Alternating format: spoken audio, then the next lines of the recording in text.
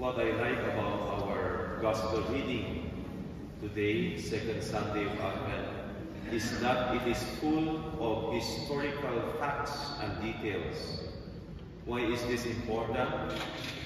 It tells us that we can trust that our faith is not based on invented stories, legends, or myth, or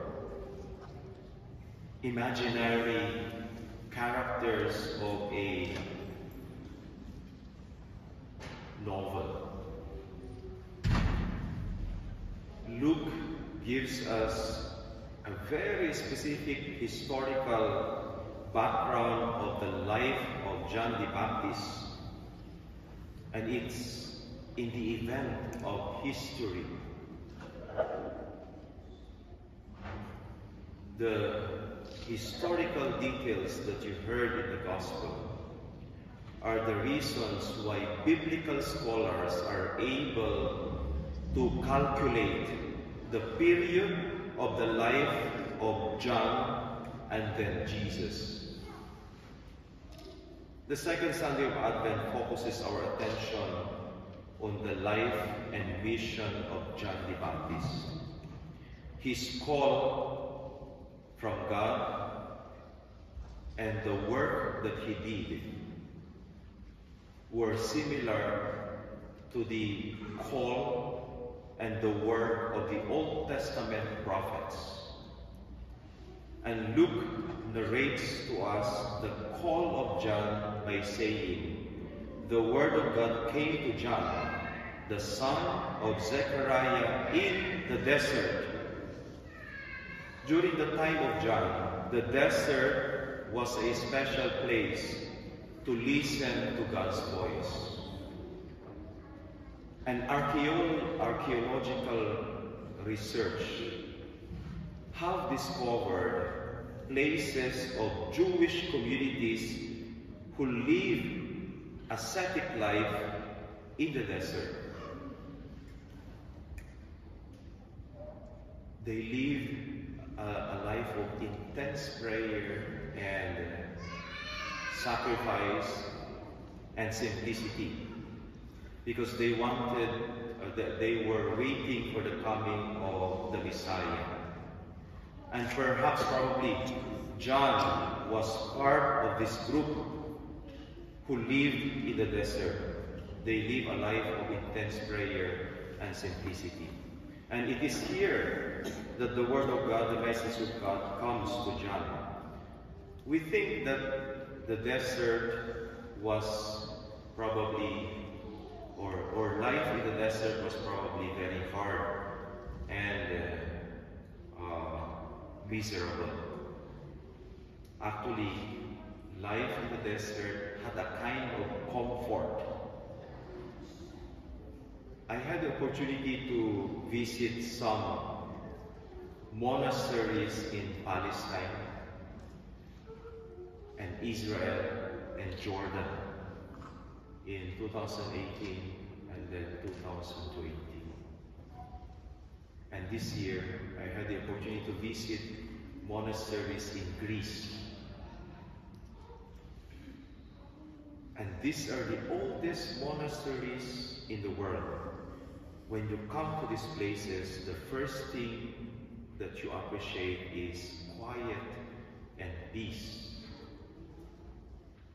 This was the level of comfort that John enjoyed in the desert. A life of peace and quiet and security.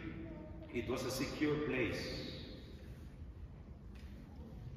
But not only that, when I came to these places, you feel like you're in a different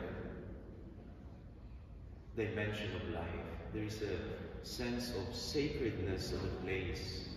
You feel that this is a holy place, a sacred place. And so the life of John the Baptist would have been very peaceful and secure.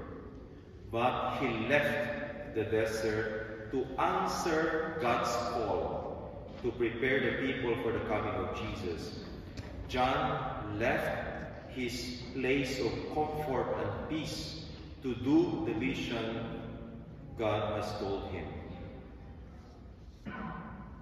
And there are many stories of God's call in the Old Testament, of how prophets received God's call in their life. And they resisted it at the beginning. They resisted it. They did not want it. For example, Moses, what was his excuse?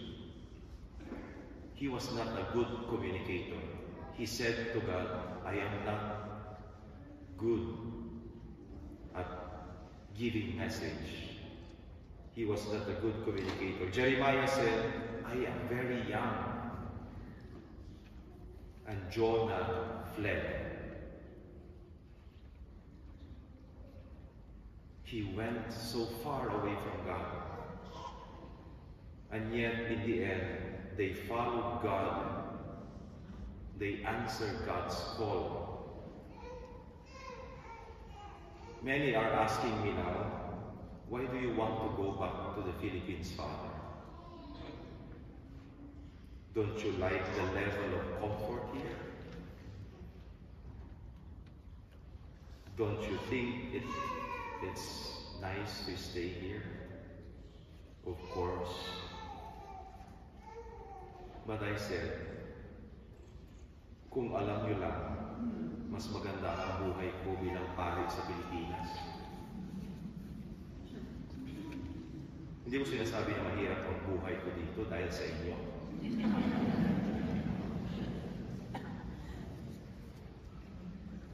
Sa Pilipinas, libre ang tirahan namin.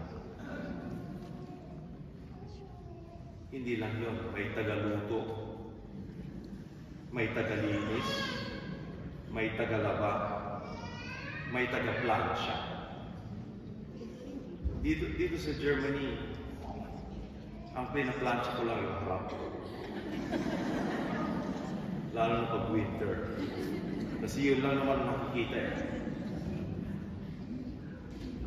At pagkatapos namin mag-visa, sigurado kami may magsasara ng simbahan.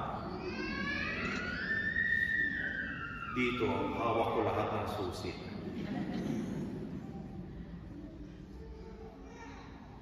Hindi lang yun. May sasakyan. Kuminsan, may driver ka pa. At may isa kang alalay na tagabuhat na mga offerings.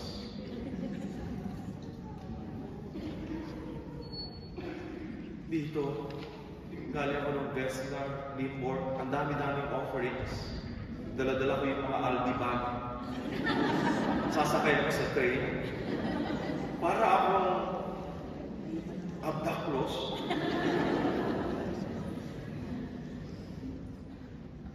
Hindi lang yun. Marami kaming pwedeng gawin. Hindi lang mag-misa, mag-meeting, o mag-organize ng events. Marami kami nakikilalang tao kasi maraming binyag, maraming kasal, maraming namamatay.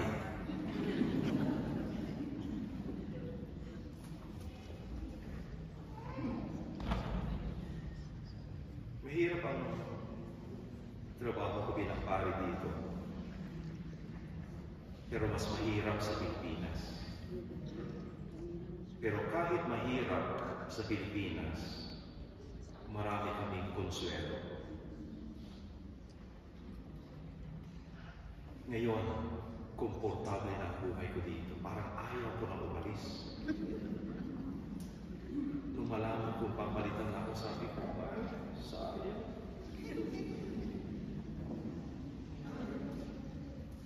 Pero sa kabilang banda, nung malaman kong papalitan na ako, sabi ko rin, ay salamat. Parang ang hirap na bumalik sa Pilipinas after 8 years. Yan yung dilema ko ngayon. Kayo siguro wala kayong kanyang dilema. Let me end now our reflection. When God calls us are we ready to give up our comfort place, a place of comfort? Let us, today is a good time to recall, to remember the many times that we are called by God to do something for Him, or to give up something for Him, or to give something to Him. What was our answer? And what prevented us from saying yes to God?